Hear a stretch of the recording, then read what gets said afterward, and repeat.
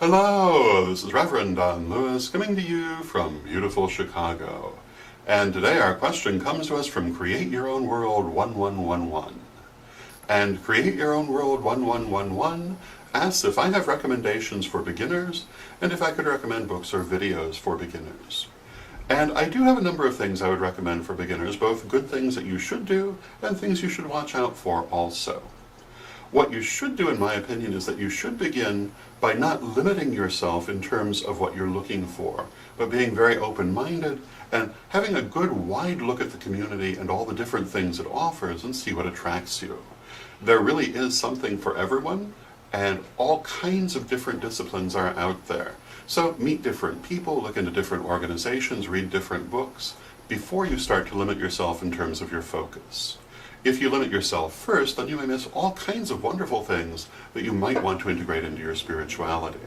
Remember that most of these groups do not consider themselves to be mutually exclusive, and that it is quite possible to belong to more than one in most cases. Now, in terms of books, I will be vulgar enough to recommend my own. The Witch School series of books is one of the best series of books that you can get for people who are new to the community and who are just beginning their spiritual path. It was written with beginners in mind, and it was meant to be extremely accessible.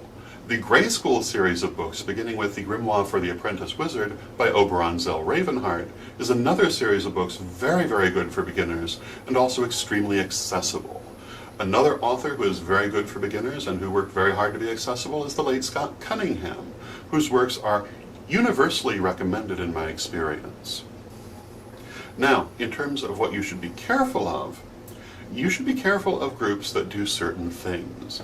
If you're dealing with real-time groups and they try to tell you that if you take classes with them, you must not take classes with anyone else or read anyone else's material, you should probably run as fast as you can, because that means A, they're not secure in their teachings, and B, they're very controlling in their behavior. No one should tell you that you cannot study elsewhere. If they spend a lot of their time denigrating other groups and other people and use terms like fluffy bunny to denigrate those who think differently from themselves, you should probably be careful of them too, because this suggests that they're not secure in their teachings and that they're more fixated on what other people are doing than they are busy doing things themselves. And you should probably ask them to explain to you what they believe. And you'll find that either they can do that, or instead they'll tell you what they don't believe. And if all they can tell you is what they don't believe, it means they're not clear on what they do believe. And so you should come to this with critical thinking, and you should make your decisions in terms of whether or not to work with certain groups on whether you like them, and whether they seem to be coherent in what they're saying and teaching. But if they try to be overly controlling, it just is not a good sign. So I hope that answers your question, and until next time, may you blessed be. But wait, don't forget our books. Witch School, 1st, 2nd, and 3rd degree, and also Living the Wiccan Life, and Ritual in Theory and Practice, available at a bookstore near you, or get them direct from us at www.witchschoolstore.com.